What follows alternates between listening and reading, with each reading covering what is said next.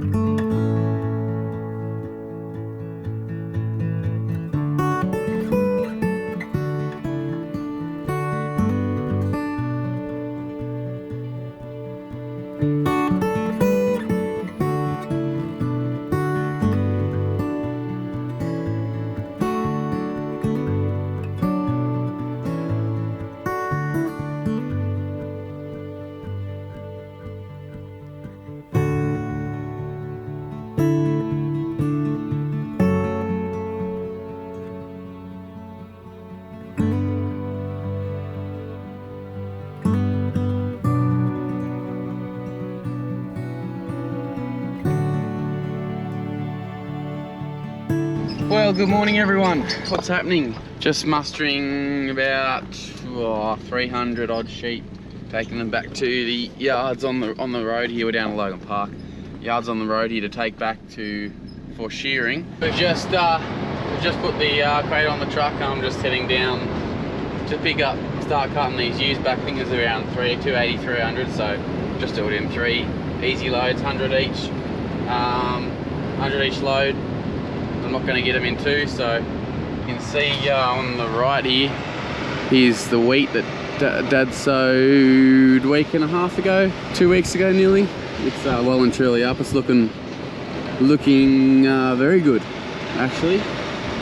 So we'll see how much weeds come out. We might have to spray it for a few broadleaves or something. We'll just see what comes up in it. Probably won't end up putting any urea on it, just because it's looking like we're not going to, desperately need the feed. Well, we'll see. We've actually just bought 1,000 more ewes. They're arriving on Thursday. Today's Tuesday, so maybe we will need the feed. But yeah, I mean, you saw this morning when I was bringing these ewes into the yards, the feed was up over their backs in most spots. So in that paddock anyway has been spelled, but we'll just see how it comes up, and if it looks like it needs a bit of nitrogen, we might throw a bit at it. But just a bit of a hard game when you're only using crops for grazing, like whether it's worth putting nitrogen on it. It's all well and good to have lovely looking crops, but at the end of the day, if it's gonna hurt the bottom line too much, then there's no point in doing it really. And trim those trees.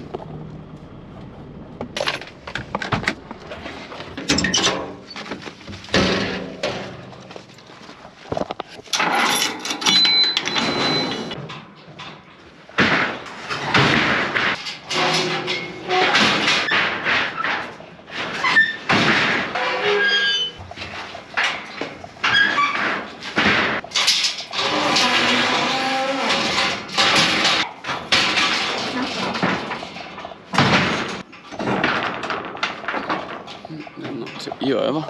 Hey! Push him up.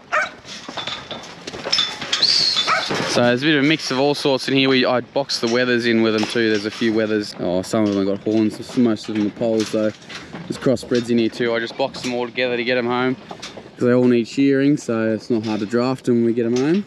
But come on girls, be smart. But last load. Good dogs. And there is obviously there is rams in here too, because we're joining them at the moment. I think they're due to come out next week or week after, I think it is. Come on. Can't all go at once. Get up, Maggie. Good girls. Dogs.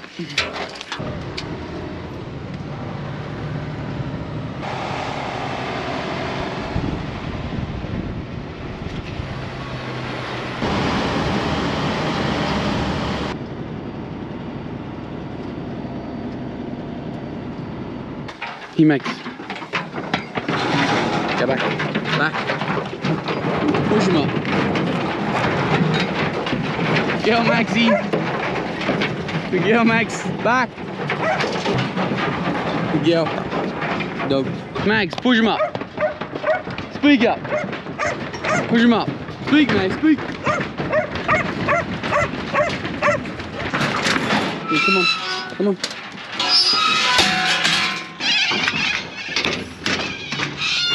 Carly and I just hopped in the ute, just going down to Larbert, another block that to muster in some lambs. Going to take a load to Yass in the morning. So there's 71 or 2 left down here, I think. He's not far behind me. He's gonna bring the truck down and pick them up and take them home, and we'll take a few Merino wethers that we picked up this morning that were down here. We'll take some of them over there too. I don't know whether you noticed, but they've got what do they got, 5 or 6 months wool on them, so just going to sell them and get rid of them, because as I said, we've got a few more mouths turning up on Thursday, so we don't need nor really want the wethers. With the wool market not being overly flush at the moment, it's we'd rather sell them and get some more use. So that's where I'm headed at the moment. Probably wondering where Maggie is.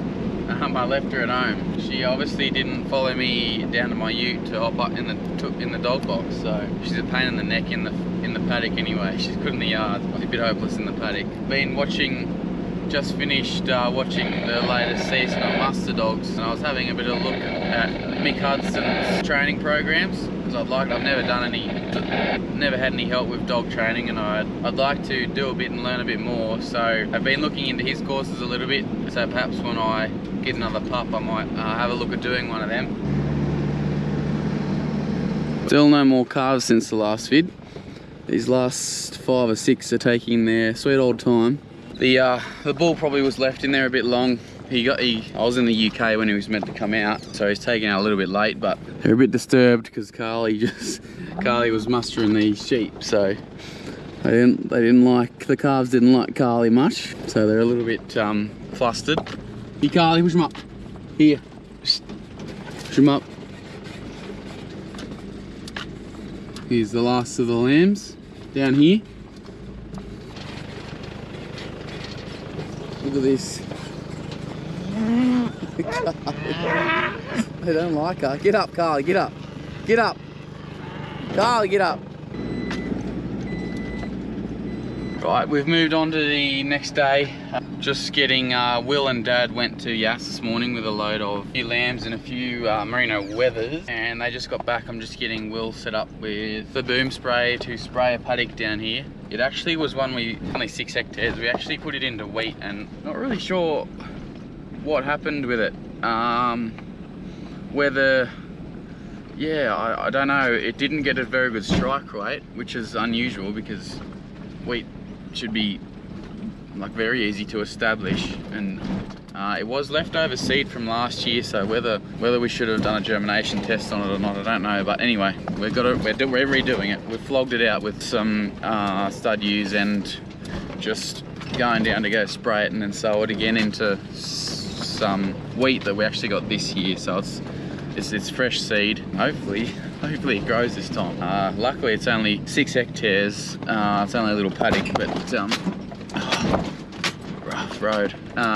Yeah, just gonna get him to spray that, and then there's 13 hectares up the back of ryegrass that I'm gonna spray for broadleaves as well. So Will's gonna do that too, which is handy. Dad and I are just sorting out some sheep. We're shearing merino ewes tomorrow. Those merino ewes tomorrow that I brought home yesterday. So just got to sort a few of them out and muster some more, and obviously tidy the shed and disinfect the floor and everything. So that's where we're at this morning. I just had to take a spreader in to a fellow that's hiring at office for spread a bit of super. Here's the paddock.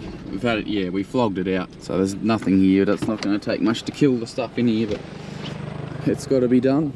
Right, I'm just getting a mob of crossbred lambs in because we've had a bit of a change of plan. The one of the shearers texted and he is not going to get finished at a shed that he's at the moment, so he won't be here tomorrow. We've still got Jono coming, another fella, but we don't have another shearer, and the classer is with him too, so we can't really shear those merinos near the classer. So we're just going to shear some crossbred lambs instead, ready for them to go on to some crop.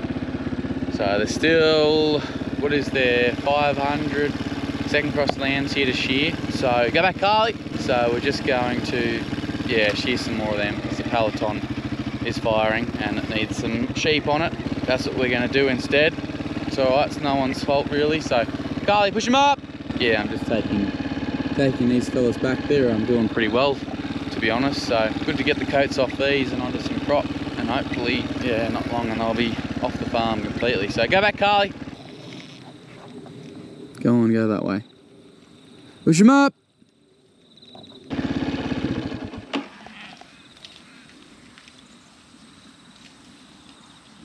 Right, been a bit of a hectic old day.